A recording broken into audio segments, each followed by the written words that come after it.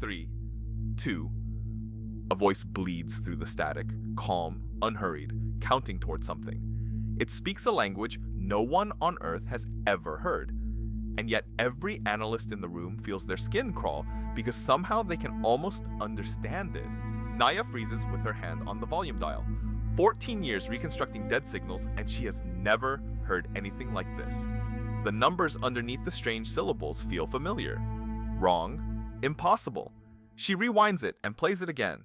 The signal had come from an object recovery drone found 3 months earlier, a scorched orange casing drifting far past the edge of any charted route. Not debris. A voyage recorder torn from the hull of a colony ship that vanished a lifetime ago. The Meridian Ascent. 2,000 sleepers bound for a world 11 light-years out. It stopped answering 50 years ago, and the world it aimed for still watched the sky, waiting. Everyone assumed the ship was gone. The box said otherwise. People call them black boxes. They're painted bright orange so the living can find them. Inside, telemetry, hull sensors, and every sound the crew ever made. It doesn't record forever, it keeps a rolling window and writes over the past. This one had kept 12 full hours. That casing was rated for the unthinkable. Hull loss, hard vacuum, radiation, fire, centuries of cold soaking through it like poison. It was made to outlive the ship, and everyone on it. That was the only reason Naya had anything to listen to at all. So she listened. And for 12 hours, there was nothing. No orders, no voices, no footsteps. Just a flat, dead hiss where a crew should have been. Naya had expected silence to be empty. She was wrong about that too, because silence on a recorder is never truly silent. Under the hiss, she found the hum of life support, the slow creak of a cooling hull. The machine was breathing. The ship was alive. It was the people who were missing, or the people who chose not to speak. The more she listened, the more the quiet felt deliberate, held, like a breath before a plunge. Somewhere in those dark hours, 2,000 souls were waiting for something, and no one dared to say its name out loud. Then, at hour 11, the silence broke. A single voice. A woman, Naya thought, though she couldn't be sure. Steady, almost tender, speaking softly into the dark of a ship that had forgotten how to answer, and every word of it was in a language Naya had never encountered in her life. It wasn't panic, it was a rhythm, a cadence she'd heard 1,000 times in 1,000 tongues, and then it hit her, cold and certain. This wasn't speech, it was counting. Someone aboard the Meridian Ascent was counting down. A countdown means intent. A scheduled moment, a known zero, a burn, a jettison, an airlock, an arrival. Someone was synchronizing themselves to it, second by second. But to what? Naya sent the audio to the linguists and did not sleep. Neither did they. By morning, the linguists were pale. The language wasn't alien. That was the thing that frightened them. It had roots, bones, grammar that bent in familiar directions.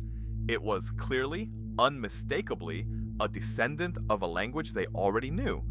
Just further along. Languages change measurably. Words erode, vowels shift, meanings slide. 300 years back, our own speech is strange to us. These and thous, spellings we squint at. Push a tongue 3 centuries forward, and it warps just as far. Half familiar, half gone.